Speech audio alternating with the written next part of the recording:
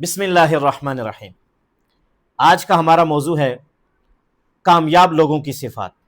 کامیاب لوگ مسلسل منصوبہ بندی، مسلسل سیکھنے کی لگت اور مشکل حالات میں مستقل مزاج ہوتے ہیں۔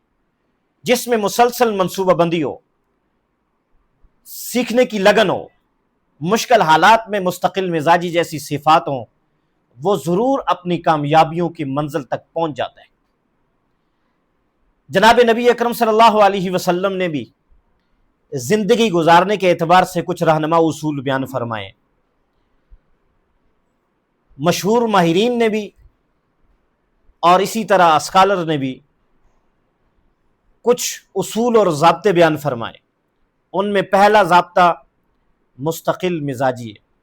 کامیاب لوگ مستقل مزاج ہوتے ہیں، نظم و ضبط والے ہوتے ہیں۔ کامیاب لوگ اپنے اہداف کے حصول کے لیے، اپنے منزل تک پہنچنے کے لیے روزانہ محنت کرتے ہیں۔ وہ کسی خاص وقت کا انتظار نہیں کرتے۔ اگر راستے میں مشکل آ جائے، کہیں ناکامی کا سامنا کرنا پڑ جائے، تو وہ اپنی ناکامیوں سے سیکھتے ہیں، ان کو تجربہ سمجھتے ہیں اور ان سے سیکھ کر اپنی منزل تک پہنچنے کی کوشش کرتے ہیں۔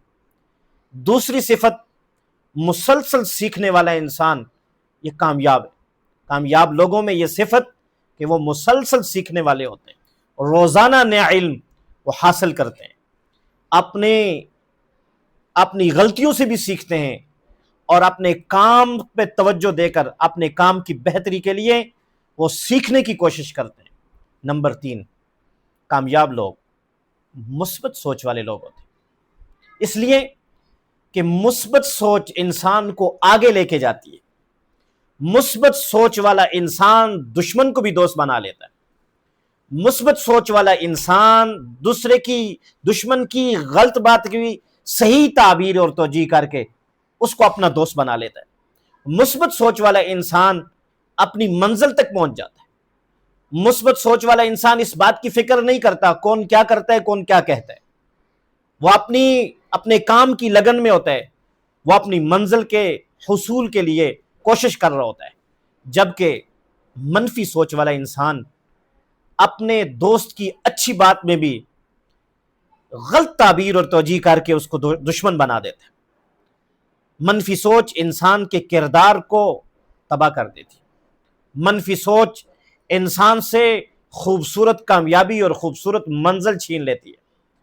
کامیاب لوگوں میں یہ بنیادی صفت ہے کہ وہ مثبت سوچ کے مالک ہوتے ہیں۔ نمبر 4، کامیاب لوگ وقت کی قدر کرنے والے ہوتے ہیں۔ خود نبی اکرم صلی اللہ علیہ وسلم نے بھی یہ ارشاد فرمایا کہ اپنے وقت کی قدر کریں۔ جو فارغ وقت ہے، مشغولیت کے آنے سے پہلے پہلے اس کی قدر کیجیے۔ اور نمبر 5، کامیاب لوگ ذمہ داریوں کو قبول کرنے والے ہوتے ہیں۔ غیر ذمہ دار انسان کبھی کامیاب نہیں ہو سکتا۔ جو کامیابیوں کا، اپنی ذمہ داریوں کا احساس کرتا ہے، ذمہ داریوں کو پورا کرنے کی کوشش کرتا ہے، اپنے ذمہ جو کام ہے اس کام کو پورا کرنے کی کوشش کرتا ہے، وہ اپنی منزل تک پہنچتا ہے۔